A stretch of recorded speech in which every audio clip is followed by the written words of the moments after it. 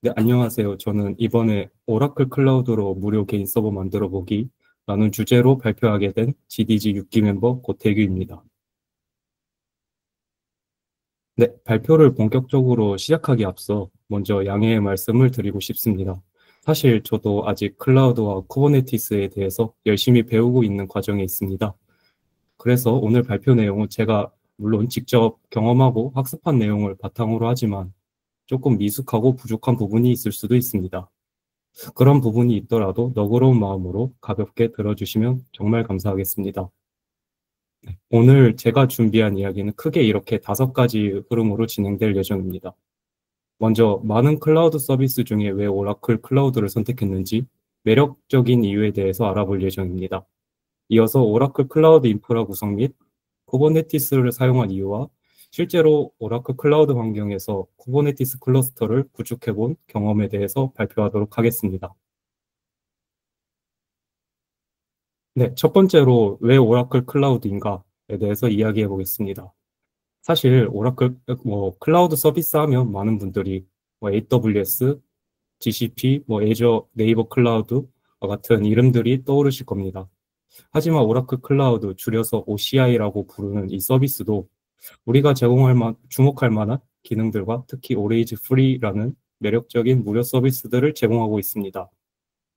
화면에서 보시는 것처럼 OCI는 상시 무료 서비스에서 컴퓨트, 데이터베이스, 스토리지, 네트워킹 등 다양한 핵심 서비스와 개발 및 운영에 필요한 여러 부가 서비스까지 폭넓게 지원합니다. 특히 개인 개발자나 학습용으로 활용하기에 충분한 자원을 무료로 제공하는데요. 어떤 장점들이 존재하는지는 다음 슬라이드에서 다른 클라우드 플랫폼과 비교하며 자세히 살펴보겠습니다. 해당 표는 주요 클라우드 플랫폼의 프리티어 정책을 비교하는 표입니다. 여기에는 아마존 웹 서비스 AWS나 구글 클라우드 플랫폼 GCP, 그리고 네이버 클라우드 플랫폼 NCP 같은 게 있는데요.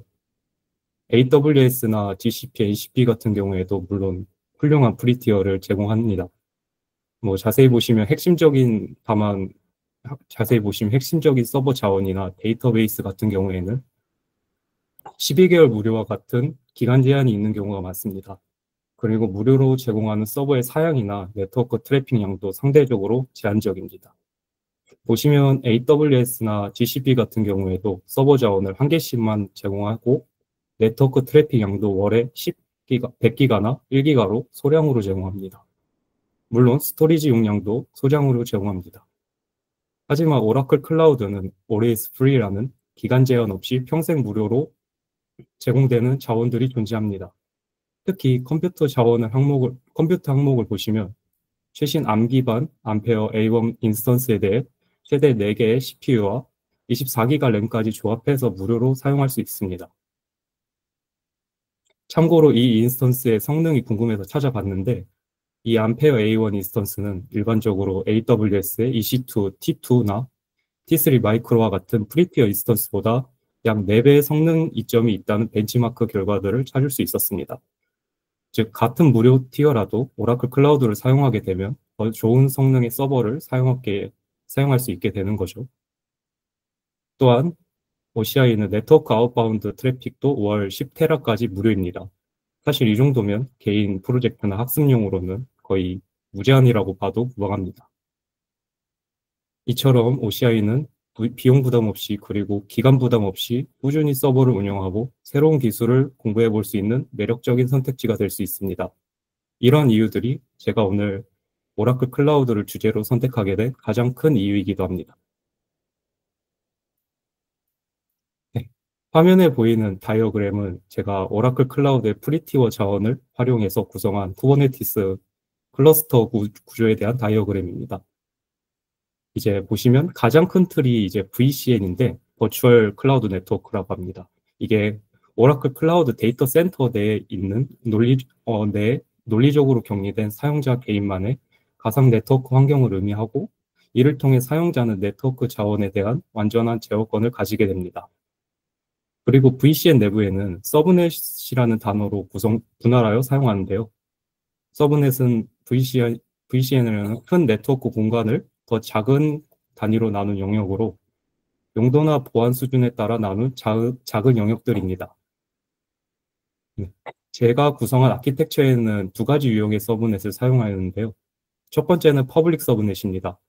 이 퍼블릭 서브넷은 인터넷 게이트웨이에 연결하여 외부 인터넷과의 양방향 통신을 가능하게 합니다. 여기에는 클러스터의 두뇌 역할을 하는 마스터 노드를 배치하였습니다.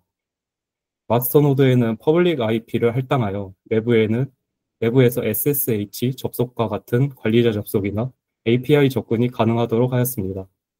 두 번째는 프라이빗 서브넷으로 외부에서 직접 접근이 불가능하여 보안성이 높습니다. 실제 우리 애플리케이션이 실행될 워커노드를 여기에 배치합니다.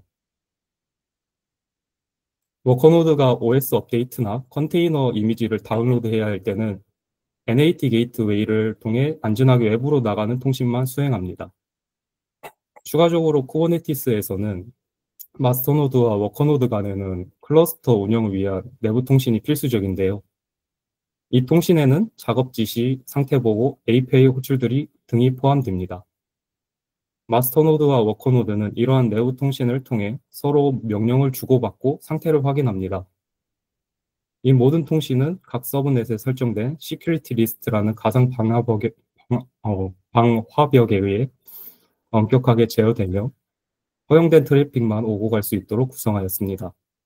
그림의 아키텍처처럼 VCN 내에 퍼블릭 서브넷과 프라이빗 서브넷을 구성하고 마스터 노드는 퍼블릭 서브넷에 워커 노드는 프라이빗 서브넷에 배치하여 시큐리티 리스트를 통해 네트워크 조건을 제어하는 방식으로 오라클 클라우드를 이용하여 쿠버네티스 클러스터를 구성하였습니다. 사실 앞선 아키텍처를 보시고 이런 생각을 하실 수도 있습니다.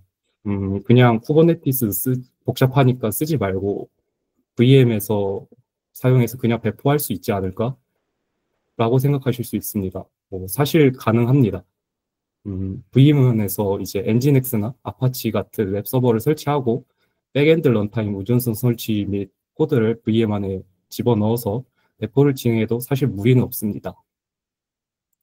다만 단순히 VM에 웹 서버를 올려서 배포를 진행하면 이런 한계점과 고민들을 생각할 수 있습니다.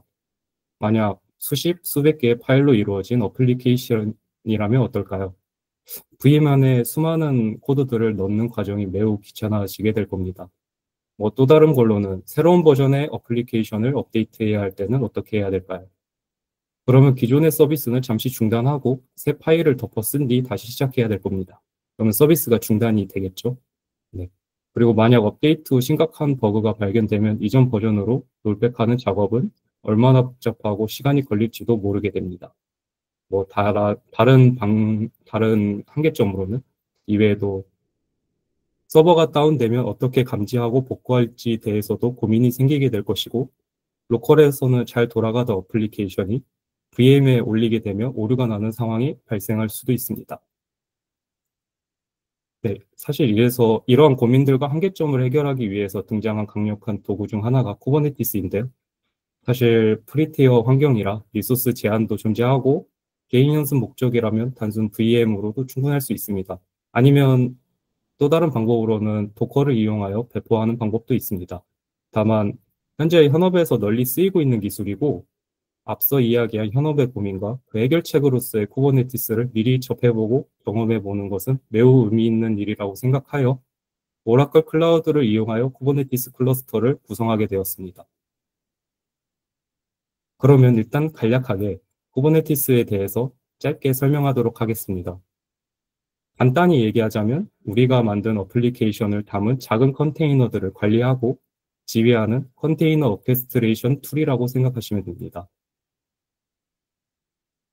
쿠버네티스는 이 컨테이너들을 노드들에 자동으로 배치하고 문제가 생기면 알아서 고치고 필요하면 더 늘리거나 줄여주는 자동화 시스템입니다. 이를 이용하여 우리가 만든 컨테이너화된 어플리케이션을 더 쉽고 안정적으로 배포하고 필요에 따라 확장하고 운영하는 과정을 자동화할 수 있습니다. 네, 참고로 여기서 K8S라고 적었는데요. 쿠버네티스라고 다 쓰기 길어서 앞글자 K와 뒷글자 S 사이에 8글자가 있다고 하여 K8S라고 많이들 부릅니다. 네, 그렇다면 이제 앞서 이야기한 오라클 클라우드와 쿠버네티스를 활용하여 쿠버네티스 클러스터를 구축해본 과정에 대해서 설명하도록 하겠습니다. 실제 명령어로 클러스터를 구성하는 과정은 꽤 많은 내용과 명령어들을 가지고 있어서 개념적인 흐름만 일단 보여드리도록 하겠습니다. 실제 네, 이전 아키텍처에서 설명한 대로 서브넷별 네트워크 구성을 마치고 마스터 역할을 할 VM과 이 워커 역할을 할 VM을 생성합니다.